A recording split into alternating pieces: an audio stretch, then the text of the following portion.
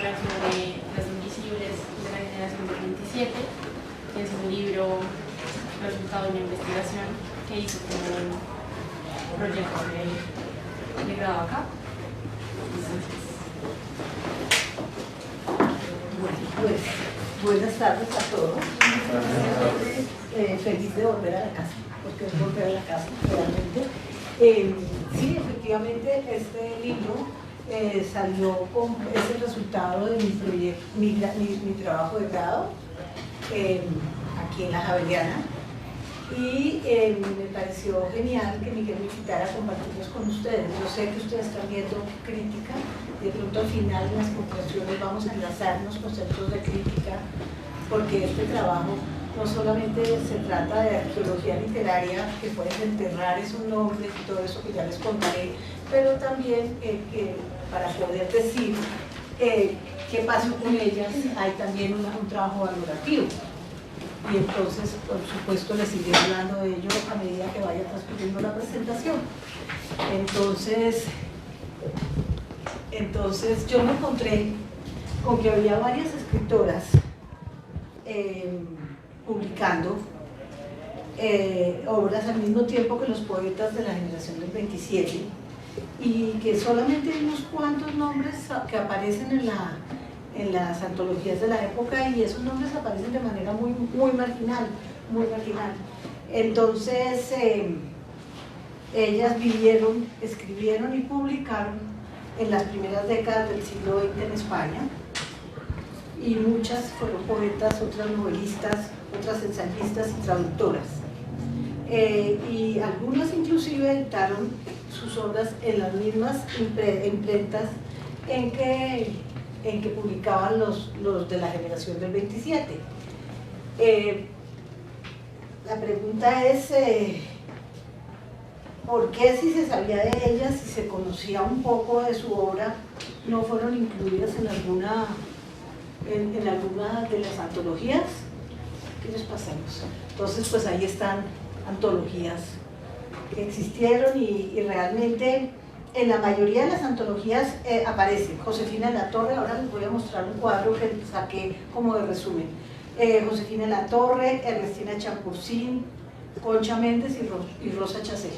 Esos nombres se van repitiendo, como que el antologista que va a hacer otra vez la antología dice, tomemos estas. Y hay unos que inclusive muy curioso, 28 años después, en el 74, sale una antología, la de Joaquín González Muela y Juan Manuel Rosas, que no incluye a ningún poema de autoría femenina. Y solamente al final, como un apéndice, adjunta los nombres de algunas, generalmente las mismas, y las fechas de nacimiento. Eso me causó mucha curiosidad, ¿no? Adelante.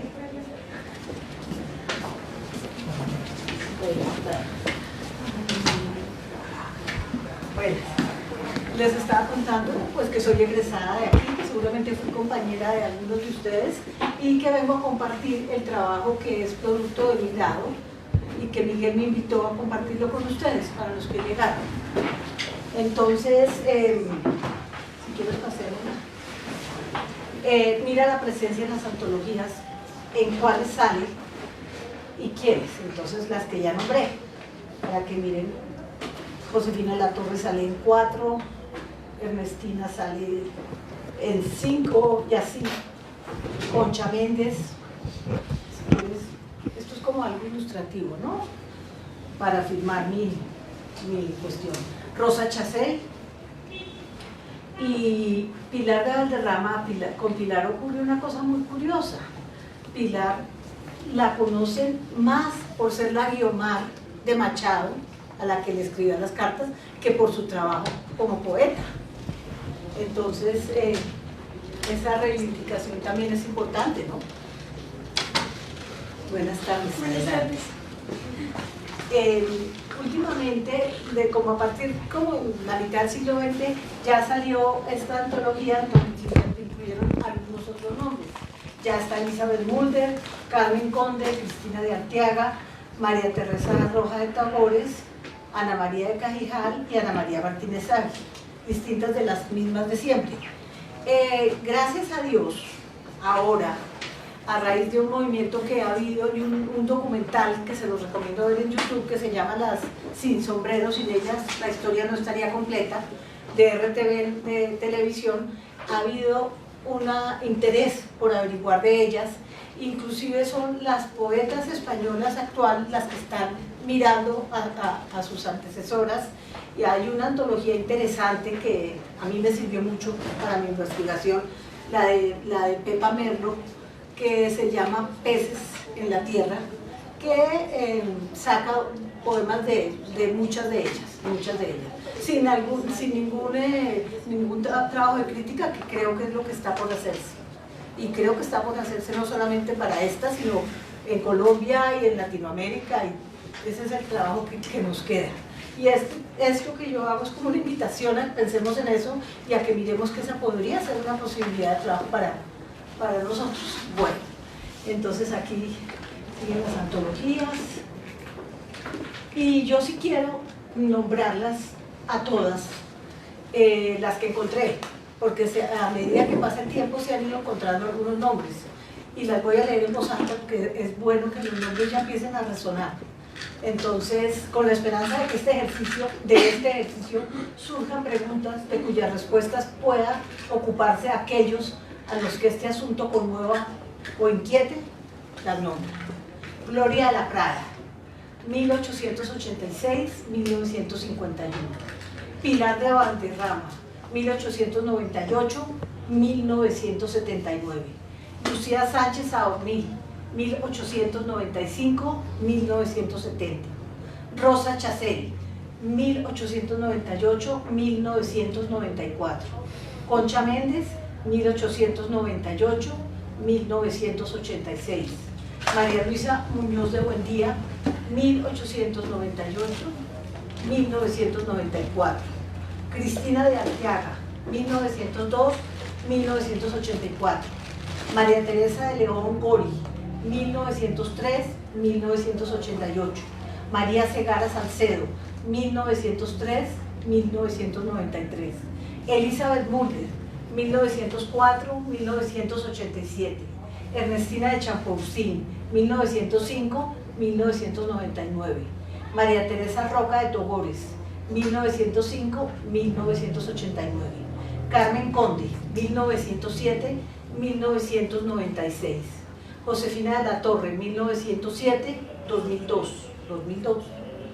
Marina Romero, 1908-2001. Josefina Romo Arregui, 1913-1979. Y Dolores Catarineu, 1916-2006. Hay otras, por ejemplo, mira, aquí hay fotos para que las vayan mirando mientras les voy contando. Por ejemplo, Margarita Ferrer, que es un verso de ella es el que le da el título a la antología que les mencioné, Peces en la Tierra. De ella no se sabe mucho, se sabe que lo último que se la vio después de que había sido una mujer pues de sociedad, que había figurado y que además había escrito, la vieron en una calle de Madrid como una andrajosa y no se sabe bien cuándo murió, y el olvido las barrió de una manera terrible. Encontré en mi investigación que la guerra civil, por supuesto, fue uno de los grandes problemas con que se enfrentaron ellas, y luego el exilio de muchas de ellas. Bueno, entonces, por supuesto, este trabajo no se trata de comparar, ni decir que eran como mejores o menos, no, es sencillamente incluirlas y darles un lugar en la historiografía literaria. Si quieres pasemos. Y esta es la pregunta base de la que parte mi investigación. ¿Cuál es el aporte de este grupo de poetas españolas nacidas entre 1895 y 1916? Eso me tocó hacer una limitante temporal, inclusive aconsejada por María Piedad en el curso, porque si no esto se hubiera vuelto inmanejable. ¿Y qué ocurrió para que su obra publicada en la época se haya desdibujado para la historiografía literaria? Entonces, antes que nada, yo empecé, para poder responder a esta pregunta, elaboré una cartografía del territorio, entendiendo la palabra cartografía como en el espacio en el que se producen los movimientos del pensamiento. de la poesía femenina española en el contexto social de la España de la preguerra. Y bueno, aunque en realidad la autoría de voces femeninas empezó a ser reconocida en España a partir del Renacimiento, porque ahí se reevaluaron las tradiciones nacionales y se exaltaron las costumbres populares, Rosalía de Castro es muy conocida por sus cantares gallegos, también denunció esa percepción peyorativa frente a la escritura femenina y lo expresó así en Follas Nuevas. ¿Quién quiere leer el versito que transcribí? Bueno, dale. De aquellos que cantan palomas y flores, todos dicen que tienen alma de mujer. Pues yo que no las canto, Virgen de la Paloma, ay, ¿de qué la tendré? Sí. Y hasta finales del 19, en el ámbito social, las mujeres continuaban siendo llamadas ángeles del hogar. Ese era un discurso que por supuesto las limitaba territorialmente, pero que no las definía. Digo en mi libro que es un método sutil, pero no por ello menos violento, que buscaba transformar a la mujer en la encarnación de un ideal y era un obstáculo para el conocimiento claro y directo de ellas mismas. Decían que las virtudes de la mujer ideal debían ser la modestia, la laboriosidad y la frugalidad. Y por supuesto en esa época también muchas mujeres que empezaron a escribir secundaron esos prototipos reinantes y consignaron en el papel las emociones que entre comillas se suponía que debía sentir una mujer, y por supuesto abundaban los álbumes adornados de flores y las cosas esas, y eso de alguna manera hizo algún daño porque se empezó a suscribir el matiz de la escritura femenina como algo femenil, como una imagen como de segundo grado, como... Entonces pasaba también que inclusive en las zonas rurales, cuenta Nori Venegas en un libro que consulté, que les decía a las mujeres latinas, y mujer que sabe latín, cuídate de ella o algo así porque era peligrosa. Bueno, entonces aquí pongo algunos ejemplos de algunas poetas, si quieres sigue tranquila, que se alzaron contra esos clichés, y está por ejemplo Gertrudis Gómez de Avellaneda, que en su poema Romance escribía, a ver quién se anima a leer, que decía Gertrudis. ¿Quién es tú que querías leer pasar? No soy mala ni sirena, ni querubín ni pitonisa. Como en tus versos galanos me llamas hoy bella niña. Sí, el verso sigue más largo, pero pues ahí da la idea. Y hay una poeta autodidacta muy interesante, Carolina Coronado, que en su poema Libertad decía: los mozos están ufanos, gozosos están los viejos, igualdad hay en la patria, libertad hay en el reino, pero os digo, compañeras, que la ley es sola de ellos, que las hembras no se cuentan, ni hay nación para este sexo. Ella, entonces, si quieres seguimos pasando, eso fue otra cosa que yo empecé a estudiar. ¿Qué fue lo que pasó? Pues realmente hasta finales del siglo, en el 1857 se instauró la escolarización para la mujer, pero en realidad saber leer y escribir era un privilegio para generalmente las que pertenecían a familias adineradas, y bueno, ahí sobresalieron Concepción Arenal, Emilia Pardo Bazán, Rosario Acuña, Faustina Sáez de Melgar, Eva Canel, Concha Espina. En el libro nombro algunas más, pero todas ellas, por supuesto pertenecientes a clases privilegiadas, decían, al justificar su escritura, que ellas no abandonarían por ello sus tareas familiares, y añadían con mucho orgullo que la mujer española no esquivaba su deber de obediencia al esposo, por dura y penosa que fuera esa imposición. Entonces, así era la situación para ellas, y así estaba cuando nacieron nuestras poetas. Pues estaban pasando muchas cosas en España, porque la euforia económica por el ingreso de capital proveniente de las colonias trajo bastantes bastantes adelantos.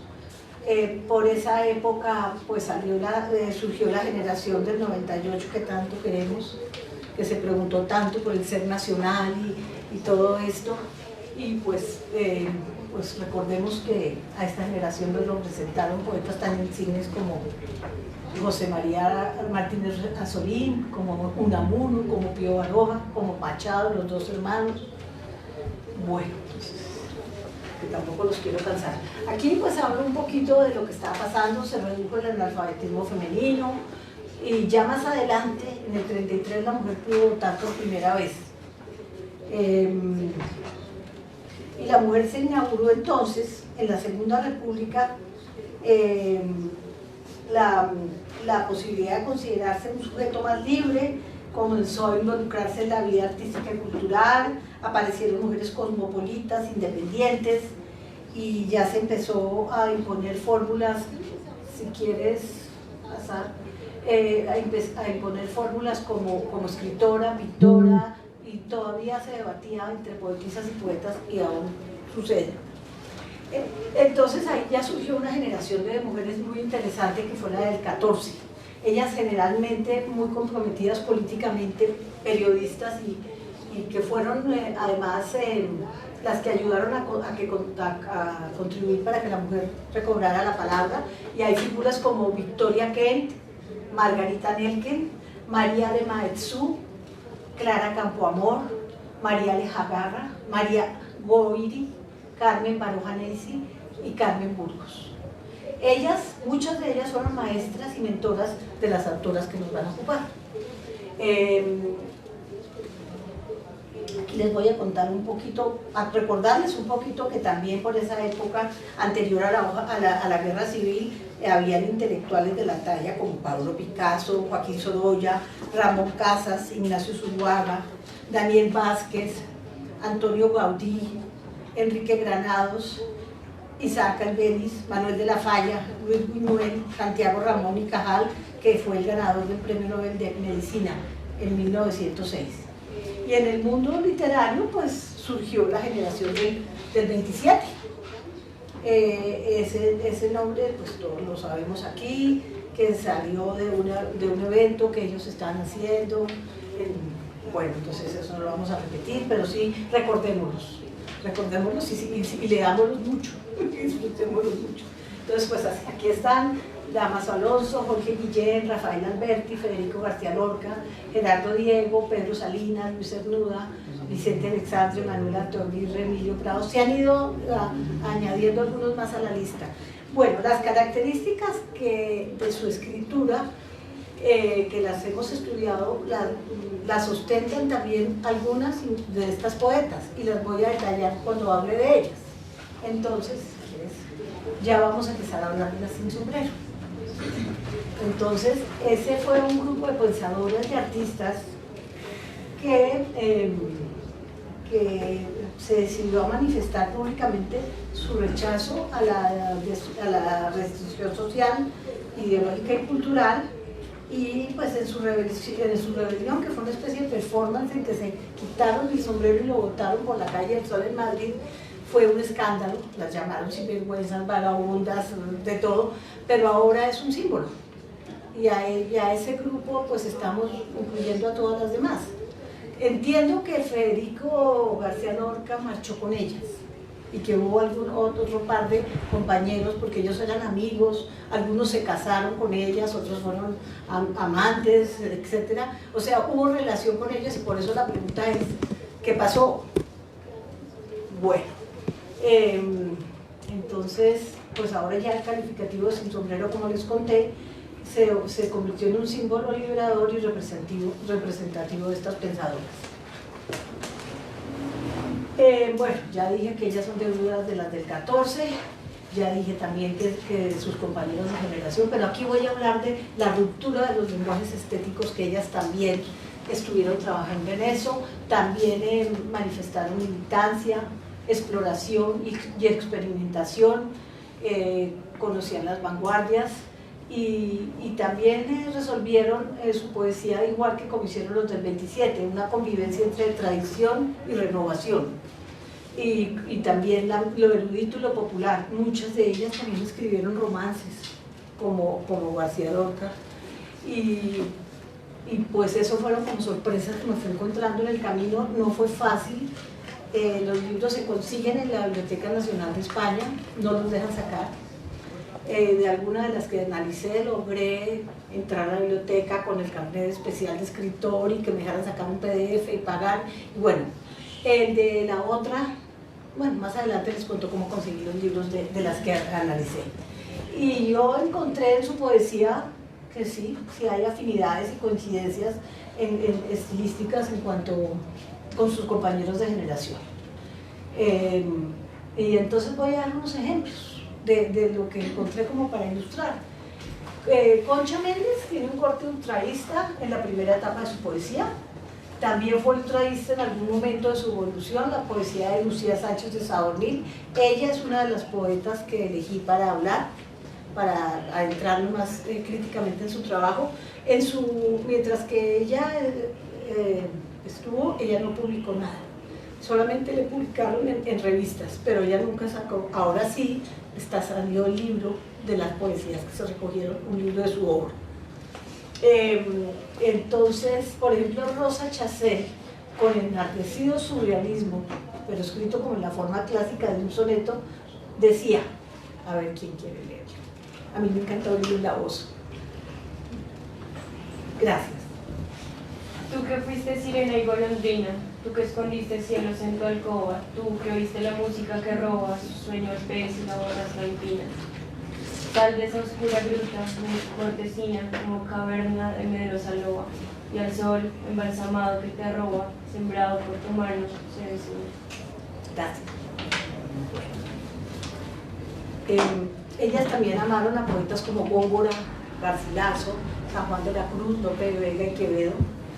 Y en la poesía de muchas de ellas se delata la influencia de la poesía pura de Juan Ramón Jiménez. Yo supongo que recordamos que la propuesta de Juan Ramón es cantar más que reflexionar. Y la poesía en que más se nota esa influencia es en la de Carmen Conde, en la de María Luisa Muñoz de Buendía, e inclusive él escribió prólogos a libros de ellas y ellas lo llamaban maestro. Dolores de Catarneu también dice, esta Inmaculada Plaza Agudo es una mujer que hizo una tesis de doctorado que a mí me ayudó muchísimo en la Universidad de Salamanca y en la que me basé mucho, y ella contaba de ella que el deseo de esencialidad poética la llevó a suprimir de su poesía todo lo accesorio en la búsqueda de la palabra precisa. ¿Quieres leer? De las cosas dame su verdadero aroma, de los momentos que pasamos juntos, déjame su recuerdo. También, como les comenté, cultivaron los romanceros y cancioneros. Voy a dar ejemplos de romances de algunas de ellas. ¿Quién quiere leer? El de María Teresa Roca de Togores. La luna curva y luciente con donaire de navaja abre calles y plazuelas en los muros de Granada. Y Marina Romero. ¿Quién la lee? Bueno.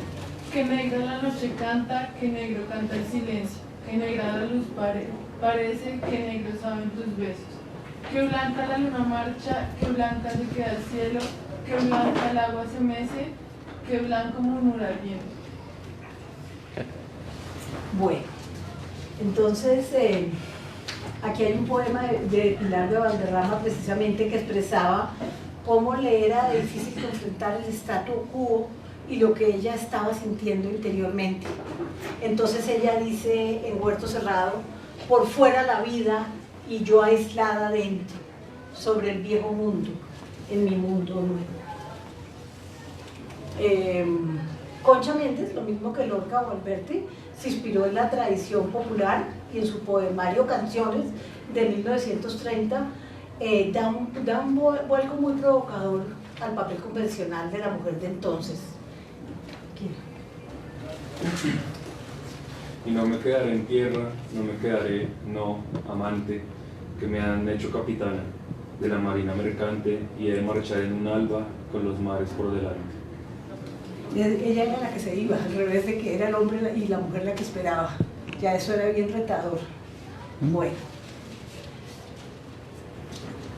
Josefina de la Torre también habla del problema de la marginalización y de su desidentificación, y lo expresó así. Me busco y no me encuentro. Ronda por las oscuras paredes de mi mirada. Interrogo el silencio y ese torpe vacío, y no cierto el eco de incertidumbre. Y también Concha Méndez dijo: de piedra siento el silencio sobre mi cuerpo y mi alma. No sé qué hacer bajo el peso de esta losa. Tendida estoy a la noche, árbol sin ramas. Bueno, gracias, María Paula. Entonces, como podemos ver, las mujeres se habían ya empezado a vislumbrar a través de la escritura la posibilidad de construir la propia identidad y de plasmar la propia voz. Aquí, en este momento, entra un poco la influencia de las latinoamericanas, porque en esto las latinoamericanas, perdón que aquí traje los apuntes para no leer del libro, saqué unas notitas. Entonces, compartían estos sentimientos con las poetas como especialmente Alfonsina Storni, pero también estaba Delmira Agustini, Gabriela Mistral, Juana Ibarború y Delmira Agustini, Gabriela Mistral, Juana Ibarború, Alfonsina Storni. Y bueno, y entonces, por ejemplo, Alfonsina en un poema decía, demostrando pues esa percepción negativa ante su propia identidad como mujer: tú me quieres blanca, tú me quieres alba, me quieres de espumas, me quieres de nácar, que sea azucena, sobre todo casta, de perfume tenue, corola cerrada, y cuando las carnes te sean tornadas, y cuando hayas puesto en ellas el alma, porque por las alcobas se quedó enredada, entonces, buen hombre, preténdeme blanca, preténdeme nibia, preténdeme casta. Esta era nuestra Alfonsina. Y lo mismo Juana también expresaba esto. Este poema de Juana siempre me ha encantado. Yo ahorita le escribí un poema en honor a ese. Si yo fuera hombre, qué hartazgo de luna, de sombra y silencio me habría de dar. Cómo noche a noche solo ambularía por los campos quietos y por frente al mar. Si yo fuera hombre, qué extraño, qué loco, tenaz vagabundo habría de ser, amigo de todos los largos caminos que invitan a ir lejos para no volver. Cuando así me acosan ansias andariegas, qué pena tan honda me da ser mujer. Entonces, entre ellas había un diálogo, había una influencia, se conocían, se leían. Aquí ya pues pongo otro ejemplo de Rosa Chassé, en la que ella hace como una comparación de dónde está la nueva mujer y dónde está la otra mujer. ¿Quieres leerlo tú? No.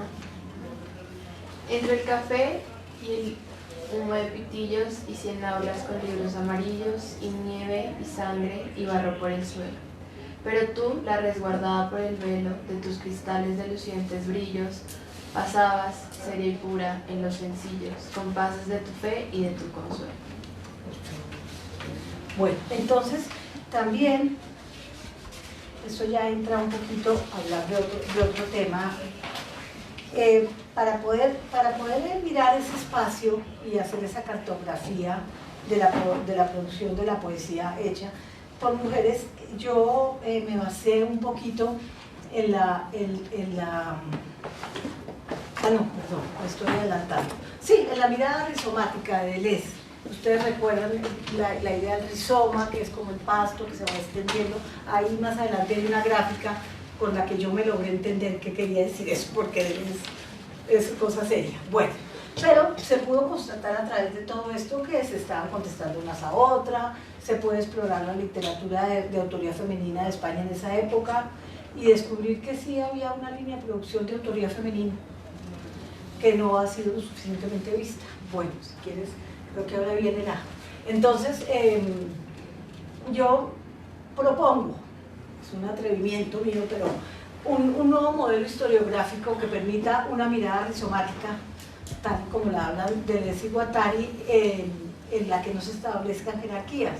Entonces, El modelo rizomático carece de centro, no tiene un tronco fundamental, vertical y móvil, es nomádico, son una serie de raíces que se encuentran entre sí y propicia fuerzas posibles de identificar gracias a los continuos movimientos.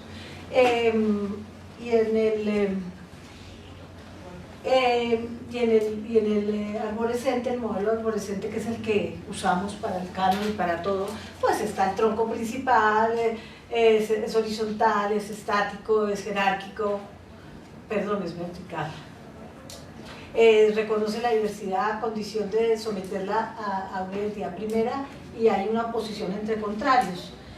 Observar la realidad o intentar observarla como una multiplicidad sin jerarquías, junto con el agenciamiento, me ayudaron a mirar estos valores dominantes, los paradigmas bajo los cuales se desenvolvieron, a señalar prejuicios, clichés y mirar sobre todo ese cruce de fuerzas, porque en toda sociedad, explica Deleuze, hay una serie de fuerzas y esas fuerzas se refieren a la actividad humana y es la fuerza de imaginar, de recordar, de crear, y esas fuerzas se van afectando mutuamente en unos movimientos que él llama de territorialización y desterritorialización. La territorialización quiere buscar la tradición, lo establecido, lo que siempre se ha hecho, como evitar el cambio porque así se está bien, y la territorialización pues quiere minimizar, desubicar usos de costumbres, mover y cambiar de experiencias y saberes. Entonces, esos movimientos los representan en líneas duras, flexibles y de fuga. La línea dura establece los límites, como ya les dice, fortalece la jerarquización, lo institucional, en un movimiento de territorialización. La flexible es un poco ambigua, se inclina indistintamente hacia a veces a uno y otro, y la de fuga genera cortes y rupturas, tiene búsquedas y cuestionamientos, impulsan a la desterritorialización. Entonces, ¿qué pasó? En la obra de las poetas la que pude obtener, encontré 3 poetas que a mi modo de ver, me puedo equivocar por supuesto, representaban cada una de estas fuerzas. Entonces, analicé desde ese punto de vista su trabajo, además de también analizarlo pues, críticamente por palabras y por todo esto. Entonces, si quieres, esas 3 poetas, ese capítulo lo llamo en mi libro 3 voces en contrapunto, y ahí examino los distintos imaginarios, modos y formas de expresión acaecidos dentro del espacio artístico y cultural. A partir de la poesía de ellas profundizo en las diferentes intensidades y las distintas aproximaciones al hecho poético. Y las 3 mujeres que escogí son Cristina Arteaga, 1902, Elizabeth Mulder, 1904, murió en el 1987, y Lucía Sánchez Saorni, 1895 y 1970. Entonces, ¿qué pasa? No se asusten por estas páginas, es mi memoria que la tengo en la mano por si acaso. Entonces, ¿qué les pasemos? Ya creo que está muy claro.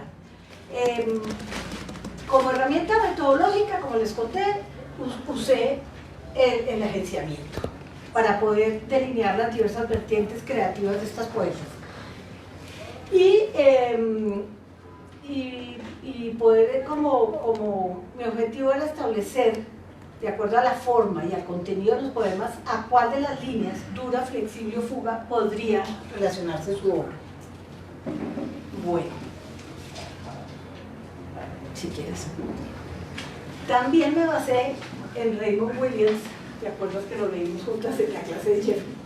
En lectura y crítica, porque esa manera como Williams se acerca a la poesía me encantó, me pareció muy rica de mirar, y entonces para poder llegar a percibir ese resplandor único que cada poeta provoca a través del lenguaje. Y pues ese análisis lo enfoqué en las palabras que conforman el poema, en el lugar que ocupan dentro de la composición, lo que una palabra le dice a la otra, todo esto, para mirar relaciones, detalles y articulaciones. Y también el eje estético de la composición formal. Entonces, aquí en esta presentación tengo un poema de cada una de ellas como muestra para que lo conozcan. Por supuesto en el libro tengo más y creo que ese es como el aporte que el libro hace, que es analizarlas críticamente para poder hablar de verdad de algo y no como algo así, que porque sí, que porque escribieron estar ahí, porque sería un panorama, pero no algo con más. Bueno, entonces, si quieres pasemos. Ella es Cristina Arteaga, se las presento. Ella fue bachiller del Instituto de San Isidro de Madrid, estudió Filosofía y Letras antes de especializarse en Historia y fue la primera mujer en España que presentó una tesis doctoral. Recibió en 1921 el Premio Especial de Licenciatura. Cultivó pues, una poesía de tipo clásico en la que se destacan los metros, las estrofas y las figuras poéticas convencionales. Su poesía más próxima a la tradición se identifica, dice Plaza Agudo, se identifica frecuentemente con un cierto tono religioso y moralizante. En los poemas de Cristina de Arteaga, el yo poético se sitúa en la línea dura. Se advierte claramente el mecanismo, ¿estamos bien de tiempo? ¿Me estoy pasando? No. Ah, bueno, por favor. Se advierte claramente el mecanismo de territorialización del cual les hablé, respaldado por la práctica religiosa tradicional que tiende a impedir cambios y a establecer límites. Bueno, entonces este es un poema de ella. ¿Quién lo quiere leer? Esa es la muestra que traje. ¿Quieres tú? Hoy sé que mi vida es un desierto, en él nunca nacerá una flor. Vengo a pedirte, Cristo jardinero, por el desierto de mi corazón, para que nunca la amargura sea en mi vida más fuerte que el amor. Pon, Señor, una fuente de alegría en el desierto de mi corazón, para que nunca ahoguen los fracasos mis ansias de seguir siempre tu voz. Pon, Señor, una fuente de esperanza en el desierto de mi corazón, para que nunca busque recompensa al dar mi mano o al pedir perdón. Pon, Señor, una fuente de amor puro en el desierto de mi corazón, para que no me busque a mí cuando te busco y no sea egoísta mi oración. Pon tu cuerpo, Señor, y tu palabra en el desierto de mi corazón. Gracias. Ahí se los dejo si lo quieren fotografiar, mirarlo, analizarlo, no sé qué tiempo haya, pero voy a pasar con el tema completo. Entonces, aquí está Elizabeth Müller. Ella era una mujer muy culta, era catalana, hija de un conde holandés y de una mujer catalana, una viajera incansable, música y traductora. Escribió muchas novelas. Ya en el libro tengo una parte, un apéndice en el que nombro las obras que conseguí de todas y todo eso. Y poesía, por supuesto. En el 19 obtuvo un premio de poesía con su poema Circe. Su educación, confiada a preceptores particulares, además hablaba inglés, francés, italiano y ruso. Estudió piano en el conservatorio. Su matrimonio a los 17 años con un abogado 30 años mayor que ella parece haber sido una imposición familiar. El libro de ella lo logré gracias a que el Banco de Santander, en el año en que yo estaba escribiendo mi trabajo, publicó una edición especial, un libro muy bello, y me llegó ahí, por fortuna. Todos los libros llegaron así, yo no sé cómo llegaron, porque... Y su libro Sinfonía en Rojo, que lo escribió en el 29, fue retirado del mercado aparentemente por exigencia conyugal. Entonces, aquí está un poema de ella. Bueno, aquí ya hago un poquito de crítica del trabajo de ella, porque ella algunas veces se arriesga a identificar con singularidades, rompe con la forma y en cuanto a su expresión, en el plano expresivo, pero se inclina indistintamente hacia tradición y vanguardia. Entonces, por eso es que considero que ella se podría poner en la línea flexible, porque hay como una contención dentro de los límites establecidos. Su voz poética tiende hacia la desterritorialización sin alcanzarla del todo. Y eso es mi conclusión. Este es el poema de ella. ¿Quieres verlo? No, tengo miopía. No alcanzo a ver. ¿Alguien que quiera verlo? ¿Está muy lejos? ¿Tú? Bueno. Y no más. ¿Es posible? Esto solo y no más. Este lodo amasado con oro, este lloro apagado, esto todo y no más. Esta angustia, este miedo, esta vida ya mustia, ya herida de penas, apenas nacida en la casa. Este ritmo, este modo, este paso, este todo y no más. Esto solo que ahora es por siempre jamás. Imposible, imposible. Después hay algo más. Y está nuestra tercera poeta, que es Lucía Sánchez Sabornil. Ella usó el seudónimo al comienzo de Luciano Salzador. Ese es otro tema que se toca, el tema de los seudónimos. Ella estudió en la Academia de Bellas Artes de San Fernando, trabajó en la compañía telefónica, el Movistar de ahora, y la echaron porque ella fue una de las que participó y promovió una huelga. No editó, como les conté, ningún poemario en su vida, pero ya se consigue el libro. Y ella, después de la guerra, ella huyó cuando la guerra, pero ella volvió, pero tuvo que mantener un bajo perfil todo el tiempo y terminó confeccionando redecillas para pelo, retocando fotografías en un almacén típico del centro de Madrid. Ella formó parte del ultraísmo y filmó sus poemas hasta el advenimiento de la Segunda República, pero después ya desapareció. Tuvo una primera etapa modernista, pero ella fue evolucionando, en ella sí se ve mucho la evolución hasta posturas de vanguardia mucho más agresivas. En su poesía se advierte una mutación de la imagen de lo femenino. En su etapa ultraísta la mujer es felina y moderna. Más adelante considera la feminidad como una opresión, cuestionó paradigmas reinantes, su rebeldía, su temprana adhesión al ultraísmo, la noción de feminismo que ostentó, su liderazgo y su apuesta luchadora y anarcosindicalista que desalojó ideas, costumbres, la hacen una clara representante, en mi opinión, de la línea de fuga en un claro movimiento de desterritorialización. Esta es una estrofa del himno que ella escribió, el himno de las mujeres libres: que el pasado se hunda en la nada, ¿qué nos importa el ayer? Queremos escribir de nuevo la palabra mujer. Ella, después de que escribió muchos poemas en versos libres, también se ocupó de recuperar el romance. Y pues esa es una de las formas que muchos otros compañeros de su generación hicieron.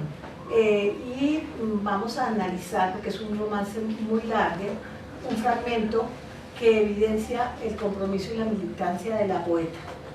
Entonces, me voy a permitir leerlo. Romance de la vida, pasión y muerte de la lavandera de Gadalmirría. Fragmento. Sangre y sudor como Cristo, los hijos del pueblo daban. Si yo supiera por qué, maldición de mi ignorancia. Tan solo sé que era carne de mi carne atormentada. Esto es lo que sé tan solo. De lo demás, no sé nada. El río era el mismo río, turbia como siempre el agua, las mismas duras orillas y la misma hambre insaciada. Yo no sé nada, buen juez, estoy loca de palabras y nadie acierta a decirme por qué los hombres se matan. Eran de mi misma carne. ¿Esto es una cosa mala? Ayer lavé ropas finas, hoy ropas ensangrentadas. Si me sacan de ahí, buen juez, no comprendo una palabra. El juez se encogió de hombros, huyó mirarle a la cara. Para escarmiento de pobres, ha mandado fusilar. El vuelco que le da el romance también es todo, ¿no? Porque los romances no son así. Entonces ella hace un aporte bien interesante. Creo que ya de ahí, que queda ahí. Bueno, mis comentarios, que espero que de este ejercicio, por eso estoy aquí, surjan preguntas que ustedes se puedan ocupar alguna vez. Considero que reconocer y valorar su trabajo es imprescindible, porque ellas, junto con otras escritoras en América Latina, modificaron el modelo literario femenino, establecieron las bases para el perfil de las escritoras que escriben en castellano actualmente, y su herencia subsiste en todos los terrenos sociales. Blanca Baena, por ejemplo. Se ha abierto un gran campo para indagar sobre escritoras femeninas y hacer valoraciones críticas y estudios sobre su obra. métodos de interpretación como la literatura comparada y otras disciplinas están ocupando esto en Latinoamérica y en el mundo. Estuve en un encuentro de escritoras en Latinoamérica y en Centroamérica, en El Salvador, y realmente hay muchas académicas ya trabajando en las poetas de sus países, haciendo análisis comparativos y trabajos bien interesantes, sacándolas a la luz. Que el eco de sus nombres ayude a seguir rasgando ese velo de invisibilización que las cubre. Nuestra gratitud es para ellas. Muchas gracias.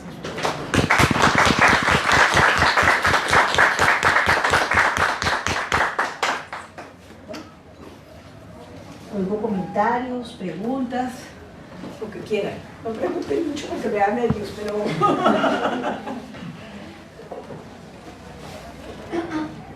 Buenas tardes. Buenas tardes. Es que justamente para mi tesis voy a abarcar la generación del 98 y del 27, y mi pregunta va direccionada en tu proceso de realizar esta investigación sobre la generación del 27, pues si bien enfocada a las mujeres, pero tuve que recogiendo la generación como claro. tal, me imagino que también la del 98 un poco. También, sí. Pero específicamente en el tema de las mujeres, porque de los hombres sí sé que hay una producción sobre lo que yo me quiero enfocar. ¿Tú cómo viste, o si hay la producción de cartas? Hay algunas autoras?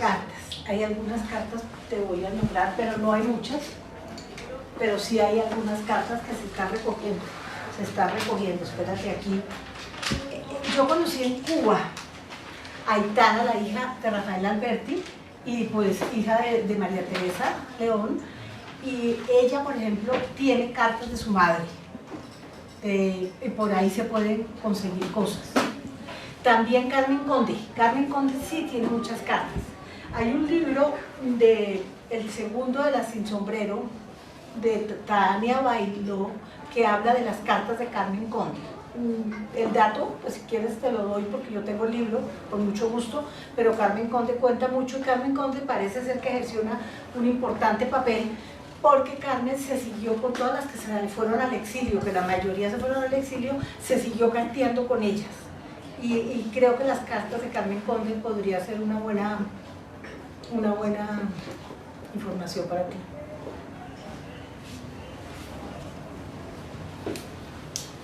Te quería preguntar por qué las mujeres del 27, es decir, más allá del hecho de la invisibilización, ¿cuál fue quizá desde la apreciación estética y demás, lo que te llamó la atención, quizá la primera chispa que levantó el interés? También lo pregunto porque imagino que, no sé si necesariamente en un debate público, pero sí quizá en reacciones más sutiles y demás, habrás enfrentado como prejuicios de algunas personas, y lo digo no solo por el hecho de que pues, se consideran voces menores, sí, sino también porque en el contexto latinoamericano regresar al europeo, tratar de recuperar algo europeo que está perdido, sé que hoy para muchos soy... Puede ser anacrónico. Claro, y puede ser como, pero usted ¿por qué no está luchando por recuperar lo de aquí? Que aquí también hay muchas cosas perdidas. Entonces quería como también preguntarte por esa experiencia, ¿cómo ha sido? Qué interesante pregunta, te la agradezco mucho. Son varias cosas. Mi familia, mi abuelo, que fue el personaje de mi vida, era de ascendencia vasca. Entonces digamos que yo de niña oía todo lo español y todas esas cosas, y eso se va como colando.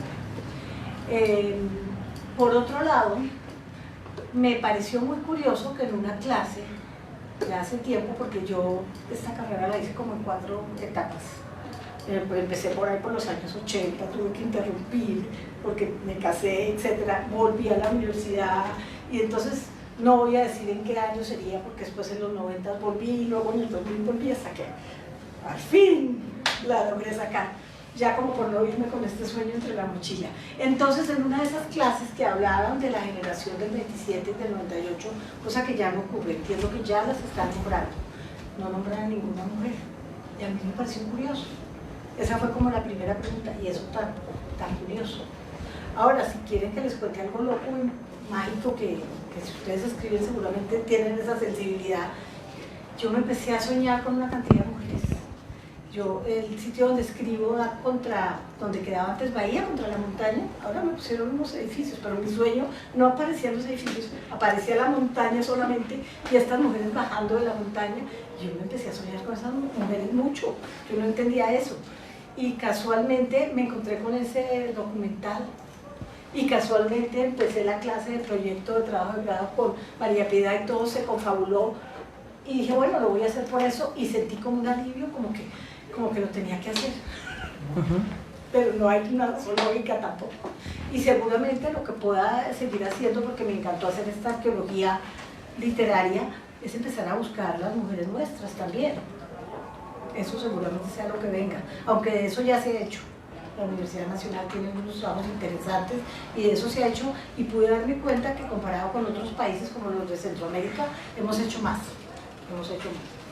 Pero pues como mi mirada quiere ser abarcadora, rizomática, no se trata de competir ni no competir, ni de quién es más o no.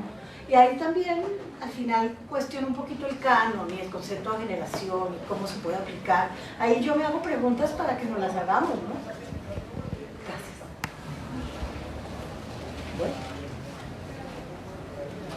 María Clara, yo había leído de tus poesías, más o menos me acuerdo de Desasosiego, y es ahora la pregunta en relación a cómo tu producción de escritura se ha venido, digamos que, untando, mojando, permeando de todas las lecturas que has hecho de estas mujeres poetas. Pues no sé, estoy escribiendo un nuevo poemario, todavía no sé cómo irá a salir, pero seguramente estará permeado de ellas, seguramente. Creo que se va a llamar El lomo oscuro que la noche arquea, algo así por ahora. Pero vamos a ver qué pasa, ya te contaré. Por ahora pienso este año dedicarme a eso y a la escritura de algunos cuentos. Vamos a ver qué sucede, no sé, pero seguramente me tocaron y seguramente algo va a pasar ahí. Bueno, Clara, chévere que este grupo tiene más mujeres que hombres, las felicito. Espero que aprovechen a María Clara y le pregunten, porque el papel de la mujer hoy en día en América Latina es igual de importante que a principios del siglo XX. Tenemos temas fuertes en el escenario cultural, político y social, en el que la mujer está en el centro. Temas como por ejemplo el tema del aborto que se está tratando hoy en día. Y ahí están las mujeres, ¿no? Que tú vuelves y las pones arriba y toda la cosa. Pero mi pregunta iba más hacia el tema del rizoma de Deleuze. Y sé que esta clase creo que es de crítica literaria latinoamericana, ¿verdad? Una cosa por el estilo. Y se me parece mucho el rizoma a justamente lo que se ha concebido como cultura latinoamericana. Sí, gracias. ¿Sí? Creo que nos hables un poquito de eso. Más bien háblanos. No. Porque, perdón, fuera de que es compañero nuestro de literatura, es periodista y ahora está terminando su maestría en El Carro y Cuervo. Así que, perdón, pero háblanos tú un poquito. No, quería preguntarte, es el papel de la mujer, porque en Latinoamérica ese rizoma nos muestra justamente una tradición de ruptura dentro de lo que es la cultura latinoamericana y de lo que es también la literatura. O sea, cómo no tenemos unos movimientos modernistas o vanguardistas propios, sino que lo que hemos tratado de asumir como una identidad ha terminado por ser una tradición de la ruptura, ¿sí? Pero quería quería preguntarte eso, o sea, ¿cuál ha sido la mujer dentro de ese papel? Porque el del rizoma nos muestra un poquito como ese marco amplísimo en el que se pueden tocar, separar, y eso es la América Latina. Sí. Pues mira, te quiero decir que no sabría ni cómo contestarte, porque esa es una pregunta de una amplitud inmensa. Pero creo que en esos movimientos que se están gestando, todo esto tiene que ver con esta mirada abarcadora, con esta igualdad, como esta posibilidad de que todas las voces se oigan, como en un concierto genial, histónico, no histónico, lo que sea, pero que salga todo, y pues después del tiempo ya uno nunca sabe quiénes van a ser los contemporáneos, ¿no?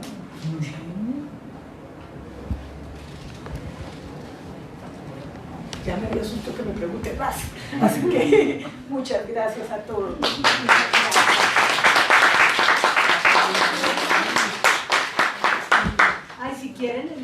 todavía no está en librerías.